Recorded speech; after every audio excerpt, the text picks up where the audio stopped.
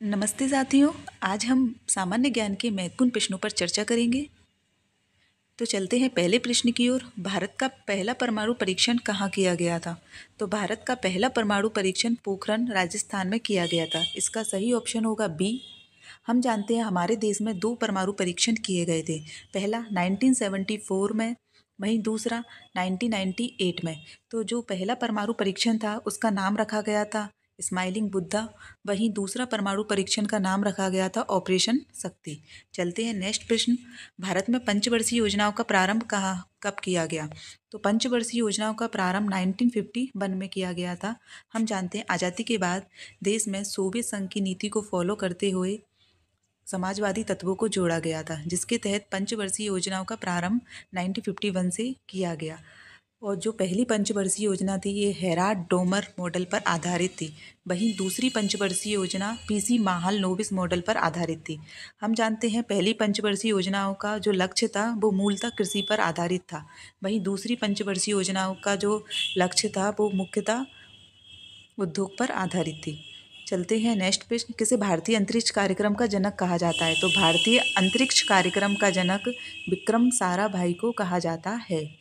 अंतरिक्ष कार्यक्रमों में इनकी प्रभावी भूमिका रही थी। आप जानते हैं कि अंतरिक्ष कार्यक्रम से जुड़ा एक महत्वपूर्ण संगठन है हमारे देश में, जिसे इसरो कहा जाता है, इंडियन स्पेस रिसर्च ऑर्गेनाइजेशन, जिसकी स्थापना 1969 में की गई थी तथा उसका हेडक्वार्टर बेंगलुरु में है। तो आप याद रखना, विक्रम साराभाई भारतीय अंतरिक्ष कार्यक्रम के जनक कहे जाते हैं। विश्व जल दिवस कब मनाया जाता है? तो वैश्विक स्तर पर जो जल दिवस है वो 22 मार्च को मनाया जाता है तथा 22 मार्च को विश्व जल दिवस मनाया जाता है। इसका ऑप्शन होगा बी। इस बार के विश्व जल दिवस की थीम थी शांति के लिए जल।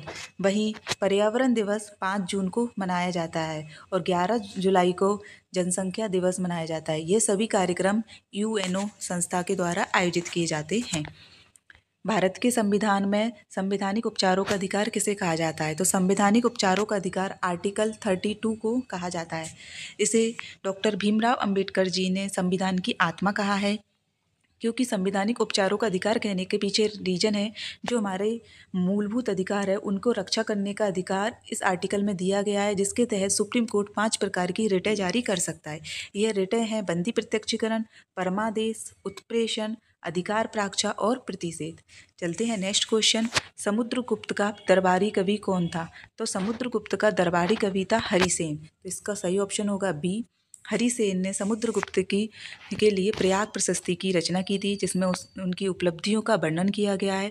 वहीं बीए स्मिथ ने समुद्रगुप्त को भारत का नेपोलियन कहा है। और जो प्रयाग प्रशस्ति हरिसेन के द्वारा रचित है वे इलाहाबाद स्तंभ लेख में उत्कीर्ण की गई है। हरिसेन के द्वारा इसमें 33 पंक्तियाँ शामिल थी। कंदरिया महादेव मंदिर कहाँ है? तो कंदरिया महादेव मंदिर एमपी का प्रमुख मंदिर है जो खजुराहो में अवस्थित है, याद रखना। और इसका निर्माण विद्याधर के द्वारा कराया गया था। आप जानते हो खजुराहो को यूनेस्को की सूची में 1986 में शामिल किया गया था। ये महत्वपूर्ण विश्व धरोहर स्थल है। भारत के किस राज्य में सबसे पहले पंचायती राज व्यवस्था लागू की गई थी? तो भारत में पंचायती राज व्यवस्था सबसे पहले 2 अक्टूबर 1959 को राजस्थान के नागौर जिले से प्रारंभ की गई थी तथा 73वां व 74वां संविधान संशोधन विकेंद्रीकरण व्यवस्था से ही संबंधित है। तो चलते हैं नेक्स्ट प्रश्न। पुलित्जर पुरस्कार किस क्षेत्र में उत्कृष्टता के लिए दिया जाता है? तो पुलित्जर पुरस्कार ये पत्रकारिता से जुड़ा महत्वपूर्ण पुरस्कार है, याद रखना। साहित्य और पत्रकारिता का जो महत्वपूर्ण पुरस्कार पुलित्जर पुरस्कार है। और वहीं विज्ञान के भी महत्वपूर्ण पुरस्कार याद रखना आप, जैसे कलिंग पुरस्कार विज्ञान से संबंधित है। और भारत में जो विज्ञान के क्षेत्र में दिए जाने वाला सबसे महत्वपूर्ण पुरस्कार है शांति स्वरूप भटनागर पुरस्कार है। वहीं खेल में राजीव गांधी खेल रत्न पुरस्कार है। यूएनओ का मुख्यालय कहाँ है? तो यूएनओ का मुख्यालय न्यूयॉर्क में है। हम जानते हैं यूएनओ की full form United Nation Organisation अर्थात संयुक्त राष्ट्र संगठन है। इसकी स्थापना 24 अक्टूबर 1945 को की गई थी तथा यह वैश्विक शांति और सुरक्षा के लिए काम करने वाली महत्वपूर्ण गैर सरकारी संगठन है। वहीं यूनेस्को का मुख्यालय पेरिस में है तथा अभी हमने बताया यूएनओ का मुख्यालय न्यूयॉर्क में है, WHO का जेनेवा में, वहीं IMF और वर्ल्ड बैंक का मुख्यालय वाशिंगटन DC में है। निम्न में से कौन संयुक्त राष्ट्र सुरक्षा परिषद के 5 स्थायी सदस्य हैं? तो हम जानते हैं कि यूनाइटेड नेशन में जो संयुक्त राष्ट्र सुरक्षा परिषद है एक महत्वपूर्ण अंग है तथा संयुक्त राष्ट्र सुरक्षा परिषद के 5 स्थायी सदस्य होते हैं। ये एक महत्वपूर्ण क्वेश्चन है, इम्पोर्टेंट, IMP लगा लेना क्योंकि ये पेपर में आया भी हुआ है। तो इसका ऑप्शन होगा ए, चीन, फ्रांस, रूस, यूनाइटेड किंगडम और संयुक्त राज्य अमेरिका। याद रखना, इसमें चीन एशिया का, फ्रांस, रूस और यूनाइटेड किंगडम ये यूरोप, वैसे रूस एशिया और यूरोप दोनों में आता है। तो चीन, फ्रांस, रूस, यूनाइटेड किंगडम और संयुक्त राज्य अमेरिका। अफ्रीका का यहाँ कोई भी देश नहीं है, याद रखना, इसको रटो, चीन, फ्रांस, रूस, यूके, USA। चीन, फ्रांस, रूस, यूके, USA। चलते हैं नेक्स्ट प्रश्न। भारतीय संविधान का कौन सा अनुच्छेद मौलिक अधिकारों से संबंधित है?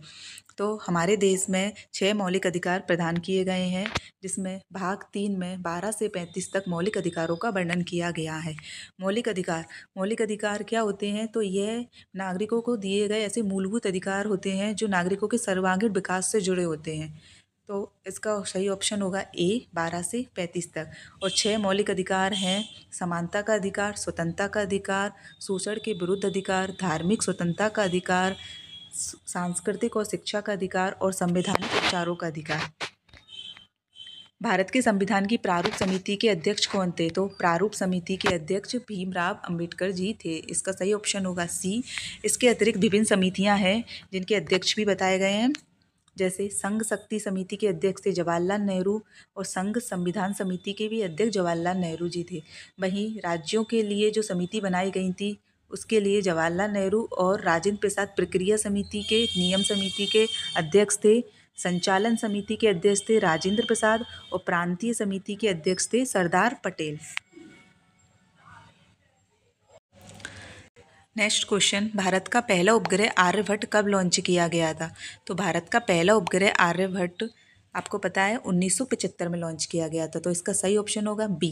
1975 में आर्यभट्ट को लॉन्च किया गया था और ये भारत के अंतरिक्ष तकनीक के क्षेत्र में बहुत महत्वपूर्ण कदम था। और हमको पता है ये उपग्रह लॉन्च करने का कार्य इसरो के द्वारा किया जाता है, जिसकी स्थापना 15 अगस्त 1969 को की गई थी। सर्वोच्च न्यायालय के पहले मुख्य न्यायाधीश कौन थे? तो सर्वोच्च न्यायालय के पहले मुख्य न्यायाधीश थे H.J. कानिया। याद रखना, H.J. कानिया सर्वोच्च न्यायालय के पहले मुख्य न्यायाधीश थे और अभी वर्तमान में D.Y. चंद्रचूड़ सर्वोच्च न्यायालय के मुख्य न्यायाधीश हैं। तो आज के लिए इतना ही। आई होप आपको ये सीरीज पसंद आएगी। हम ऐसे ही नए नए प्रश्न लाते रहेंगे जो विभिन्न एग्जामों में पूछे जा चुके हैं। और अगर आपको ये वीडियो पसंद आई हो तो लाइक, सब्सक्राइब और कमेंट कीजिए। जय हिंद।